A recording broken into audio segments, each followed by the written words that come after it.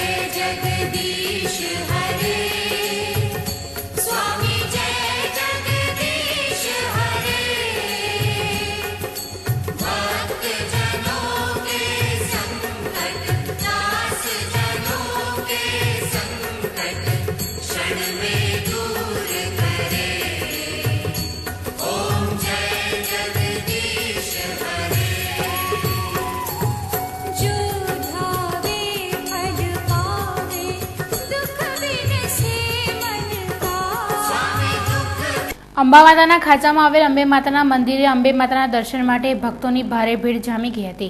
મા અંબાના વૈવિધ્ય સ્વરૂપના દર્શનથી ભક્તો અભિભૂત થઈ ગયા હતા।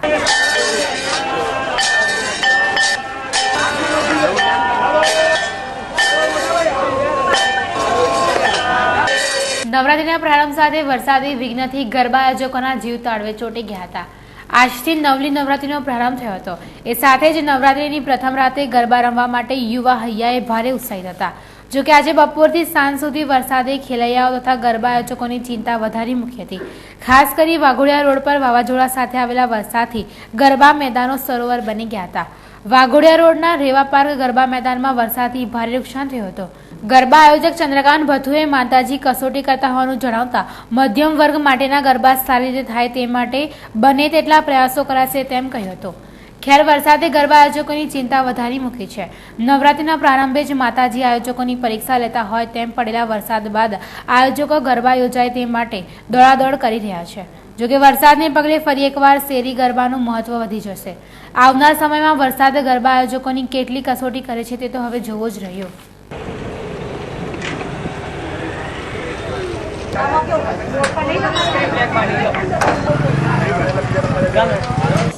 માં અંબા માની આરાધના સાધના લોકોને પરિપૂર્ણ થાય માટે લોકો માં અંબા માના ગરબા કરે છે અને આ ગરબા અમે લોકો બધા ભેગા થઈને કરાવીએ છીએ। આજે અચાનક જ્યારે ગરબાનો પહેલો દિવસ છે ને લોકો જ્યારે ગરબા રમવાની તૈયારીઓ કરી રહ્યા છે ત્યારે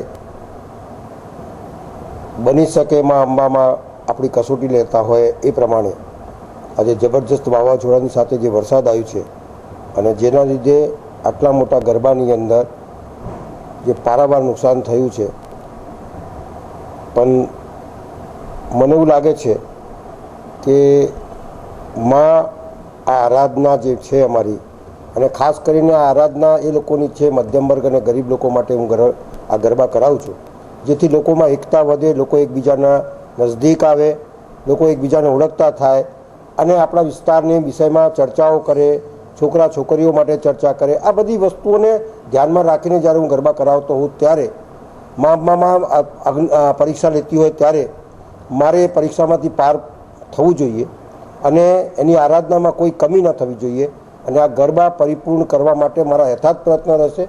અને હું હમણાં ગરબા ગ્રાઉન્ડ ઉપર જઉં છું અને મને આશા છે મા ઉપર અને શક્તિ પર આશા છે કે શક્તિ મારી આશાને પરિપૂર્ણ કરશે અને માની આરાધના અને માના ગરબા લોકો કરી શકશે એવી હું મારી કોશિશ જારી રાખીશ અને કરીશ અને કરાવડાવીશ। એ જ મારી આરાધના છે।